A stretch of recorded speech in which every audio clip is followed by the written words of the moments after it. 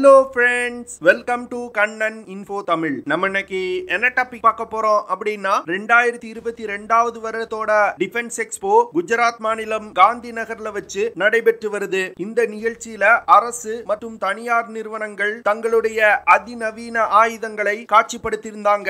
இந்த வீடியோல defence expo நிகழ்ச்சியில காட்சிப்படுத்தப்பட்ட 5 முக்கியமான ஆயுதங்கள் குறித்து நம்ம டீடைலா இந்த வீடியோல பார்க்கலாம். நம்ம சேனல்ல டிஃபென்ஸ் ரிலேட்டடா தினம் ஒரு வீடியோ பப்ளிஷ் பண்ணிட்டு இருக்கோம். உங்களுக்கு டிஃபென்ஸ் ரிலேட்டடான செய்திகளை உடனுக்குடன் தெரிஞ்சுக்கிடணும்னா நம்ம சேனலை சப்ஸ்கிரைப் பண்ணி சப்போர்ட் பண்ணுங்க. நீங்க பண்ற ஒவ்வொரு சப்ஸ்கிரிப்ஷனும் எனக்கு அடுத்தடுத்த வீடியோஸ் போடுறதுக்கு ஒரு மோட்டிவேஷனா இருக்கும். முதல் ஆயுதம் சென்னையை தலைமையிடமாக கொண்டு இயங்கக்கூடிய கருடா ஏரோஸ்பேஸ் அப்படிங்கிற நிறுவனம் வஜ்ரா அப்படிங்கிற ஸ்டெல்த் ட்ரோனை டிஃபென்ஸ் எக்ஸ்போ நிகழ்ச்சியில காட்சிப்படுத்தி இருந்தாங்க. இந்த ட்ரோன்ல பல விதமான அதிநவீன தொழில்நுட்பங்கள் இணைக்கப்பட்டிருக்கு. வஜ்ரா ஸ்டெல்த் ட்ரோனை இயக்குறதுக்கு HAL நிறுவனத்தால் தயாரிக்கப்பட்ட ஒரு PTAE-7 single spool turbojet engine பயன்படுத்தப்படுது. இந்த இன்ஜினால 3.43 கிலோ நியூட்டன் த்ரஸ்ட ப்ரொடியூஸ் பண்ண முடியும். வஜ்ரா ட்ரோனை ஆள் இல்லாமல் இயக்குவதற்கு தேவையான அட்வான்ஸ்ட் அன்க்ரூ ஏரியல் சிஸ்டம் மற்றும் சாஃப்ட்வேர் சொல்யூஷன்ஸ் கனடாவை சேர்ந்த லாக்ஹீட் மார்டின் நிறுவனம் வழங்கியிருக்காங்க. வஜ்ரா ஸ்டெல்த் ட்ரோன்னால தொடர்ந்து 5 முதல் 6 மணி நேரம் பறக்க முடியும். வஜ்ரா ட்ரோனோட ஸ்டெல்த் திறனை அதிகரிப்பதற்கு இன்டர்னல் வெப்பன் பேஸ் சிஸ்டம் இந்த ட்ரோன்ல பயன்படுத்தப்பட்டிருக்கு. இதன் மூலமா மிசைல்ஸ், பாம்ஸ் போன்ற ஆயுதங்களை ட்ரோனோட உள்பகுதியில ஸ்டோர் செய்ய முடியும். கருடா ஏரோஸ்பேஸ் நிறுவனம் வஜ்ரா ஸ்டெல்த் ட்ரோனுக்கு தேவையான பெரும்பாலான சிஸ்டங்களை தாங்களாகவே டெவலப் செஞ்சிருக்கோம் அப்படின்னு சொல்றாங்க. வஜ்ரா ட்ரோன்ல அதிநவீன ஸ்டெல்த் தொழில்நுட்பம் பயன்படுத்தப்பட்டிருக்கு. இதனால இந்த ட்ரோன்களை எந்த ஒரு ரடார் சிஸ்டத்தினாலையும் அவ்வளவு எளிதா கண்டுபிடிக்க முடியாது. இதன் காரணமா இந்த ட்ரோன்களை பயன்படுத்தி எதிரிகளின் எல்லைக்குள் நீண்ட தூரம் ஊடுருவி சென்று தாக்குதல்கள் நடத்த முடியும். இரண்டாவது ஆயுதம் இந்தியாவின் 5th ஜெனரேஷன் ஃபைட்டர் ஜெட்டான ஆம்கா போர் விமானம். டிஃபென்ஸ் எக்ஸ்போ 2022 நிகழ்ச்சியில ஆம்கா போர் விமானத்தோட ஸ்டிமுலேட்டர்ஸ் மற்றும் ஒரு ஸ்கேல் டவுன் மாடலை காட்சிப்படுத்தியிருந்தாங்க. சமீபத்துல AMCA 5th generation fighter jet project வேகம் எடுக்க ஆரம்பிச்சிருக்கு அப்படின்னு டிஃபென்ஸ் எக்ஸ்பர்ட்ஸ் சொல்றாங்க. டிஃபென்ஸ் எக்ஸ்போ 2022 நிகழ்ச்சியில கலந்து கொண்ட ஆம்கா ப்ராஜெக்டோட டைரக்டர் ஆம்கா ப்ராஜெக்ட் குறித்து பல முக்கியமான விஷயங்களை தெரிவித்தாரு. அதாவது ஏரோநாட்டிக்கல் டெவலப்மெண்ட் ஏஜென்சி ஆம்கா போர் விமானத்தோட க்ரூஷியல் டிசைன் ரிவ்யூவை இந்த வருடத்தோட டிசம்பர் மாதத்துக்குள் முடிக்க திட்டமிட்டிருக்காங்க. அடுத்த 3 வருடங்களுக்குள் ஆம்கா போர் விமானத்தோட புரோட்டோடைப் உருவாக்கப்படும் அப்படின்னு சொல்லியிருக்காங்க. 2025 இல்லனா 2026 வருடத்துக்குள் ஆம்கா விமானத்தோட முதல் பறத்தலை நடத்த HAL மற்றும் ஏரோநாட்டிக்கல் டெவலப்மெண்ட் ஏஜென்சிஸ் திட்டமிட்டிருக்காங்க. டிசம்பர் மாதம் க்ரூஷியல் டிசைன் ரிவ்யூ process முடிந்தவுடன் கேபினெட் கமிட்டி ஆன் செக்யூரிட்டி இந்த ப்ராஜெக்ட்டுக்கு தேவையான 15,000 கோடி ரூபாய் நிதியை ஒதுக்க உள்ளாங்க.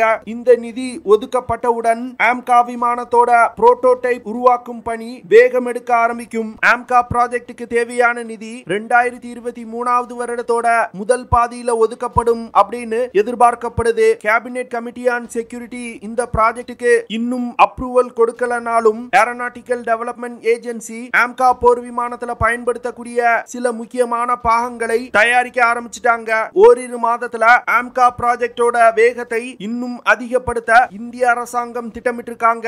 இதனால இந்த ப்ராஜெக்ட் கூடிய விரைவில் முடிக்கப்பட்டு ஆம்கா போர் விமானம் இந்திய படையில் இணைக்கப்படும் அப்படின்னு எதிர்பார்க்கப்படுது. மூன்றாவதா பாரஸ் ஏரோஸ்பேஸ் அப்படிங்கிற நிறுவனம் கிரிஃபன் அப்படிங்கிற ஒரு மீடியம் ஆல்டிடியூட் லாங் என்டியூரன்ஸ் ட்ரோனை காட்சிப்படுத்தி இருந்தாங்க. பாரஸ் ஏரோஸ்பேஸ் நிறுவனம் இந்த ட்ரோனை இந்தியாவின் முப்படைகளுக்காக பிரத்யேகமா தயாரித்து வருவதா அறிவிச்சிருக்காங்க. தற்போது இந்தியா பிரெடேட்டர் B அப்படிங்கிற மீடியம் ஆல்டிடியூட் லாங் என்டியூரன்ஸ் ட்ரோனை அமெரிக்காவிடம் இருந்து வாங்குவதற்கு முயற்சி செய்து வந்துகிட்டு இருக்காங்க. ஆனா பாரஸ் ஏரோஸ்பேஸ் நிறுவனம் அதே வகை ட்ரோனை இந்தியாவிலே டெவலப் செய்து வந்துகிட்டு இருக்காங்க.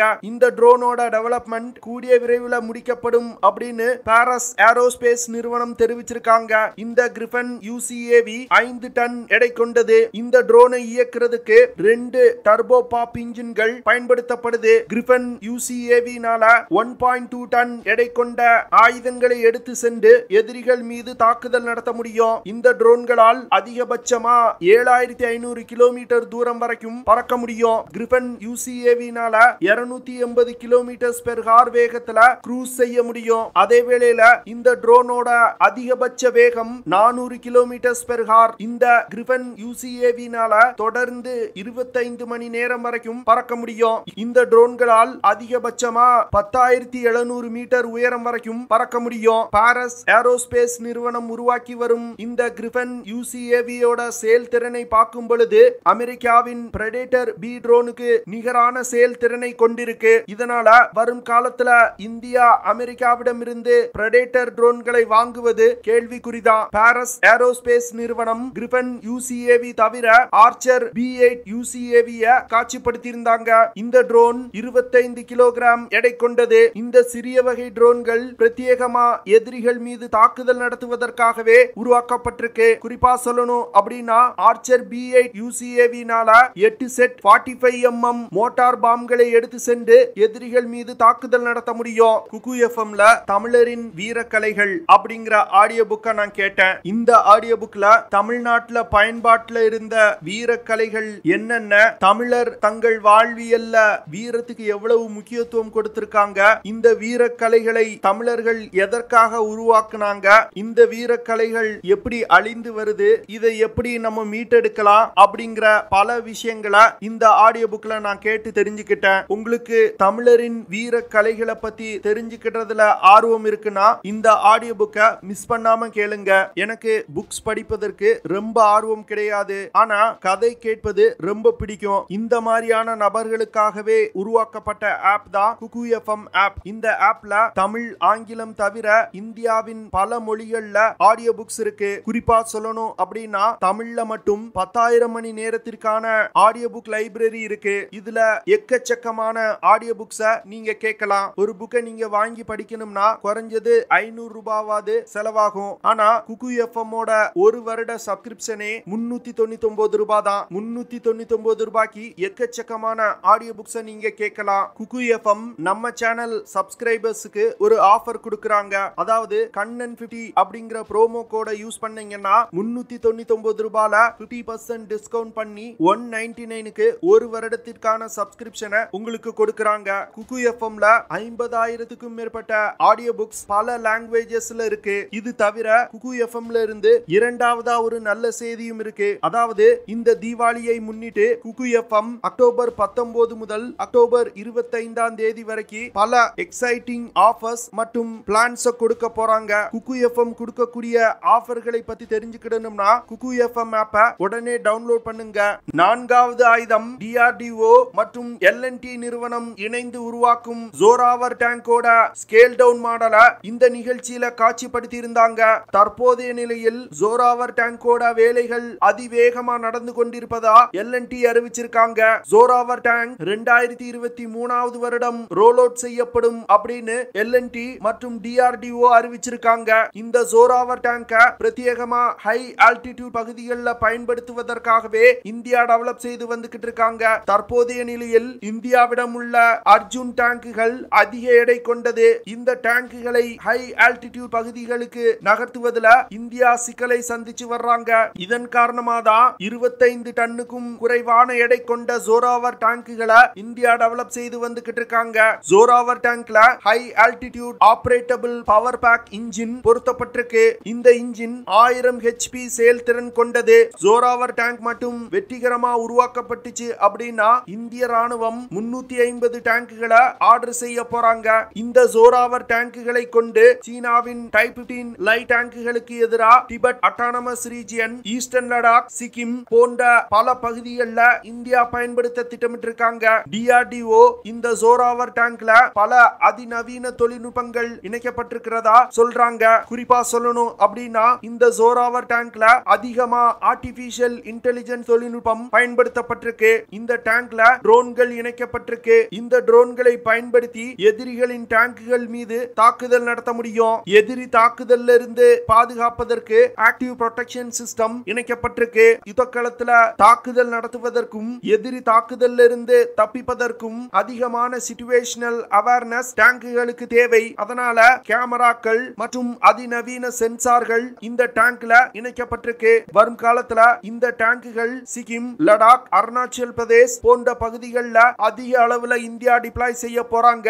சோலார் குரூப் அப்படிங்கிற Indian defence industry Pinaka multi barrel rocket launching சிஸ்டங்கள்ல பயன்படுத்தக்கூடிய ராக்கெட்டுகளை தயாரித்து வர்றாங்க. டிஃபென்ஸ் எக்ஸ்போ 2022 நிகழ்ச்சியில பினாக்கா ராக்கெட் சிஸ்டத்தை டிஸ்ப்ளே செஞ்சிருந்தாங்க. இந்த நிகழ்ச்சியில் பேசிய சோலார் குரூப்போட சேர்மன் சத்யநாராயணா நியூலா தங்களுக்கு அர்மீனியா நாட்டிடமிருந்து Pinaka multi barrel rocket launching சிஸ்டத்துக்கு தேவையான ராக்கெட்டுகளை சப்ளை செய்வதற்கான ஆர்டர் கிடைச்சிருப்பதா அறிவிச்சிருக்காரு. அர்மீனியாவுக்கு சப்ளை செய்ய உள்ள பினாக்கா ராக்கெட்ஸ் முழுக்க முழுக்க இந்தியாவிலே தயாரிக்கப்பட்டிருக்கு. அர்மீனியாவிற்கு பினாக்கா ராக்கெட்ஸோட அப்டேட்டட் வெர்ஷனை இந்தியா சப்ளை செய்ய போறாங்க.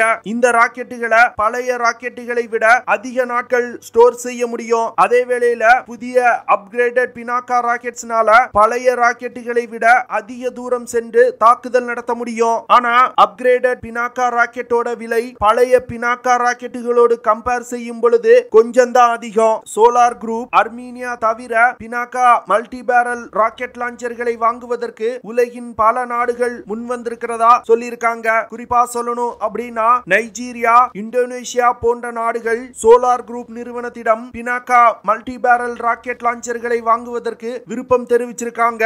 அதனால வரும் நாட்கள்ல பல நாடுகள் பினாக்கா மல்டி பேரல் ராக்கெட் லான்ச்சர்களை வாங்குவதற்கு அதிக வாய்ப்பு இருக்கு. இந்திய ராணுவமும் பினாக்கா மல்டி பேரல் ராக்கெட் லான்ச்சர்களை அதிக அளவுல ஆர்டர் செஞ்சிருக்காங்க. பினாக்கா மல்டி பேரல் ராக்கெட் லான்ச்சர்களை சீன மற்றும் பாகிஸ்தான் எல்லையில இந்தியா நிலைநிறுத்த போறாங்க.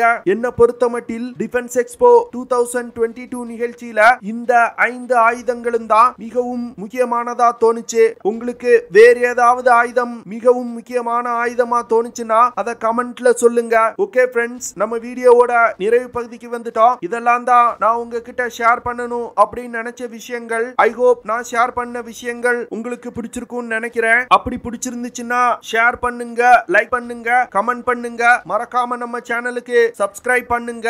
அப்படியே அந்த பெல் நோட்டிபிகேஷனை கிளிக் பண்ணி ஆல்ங்கிற ஆப்ஷனை எனேபிள் பண்ணிக்கங்க. See you in the next video. Jai Hind.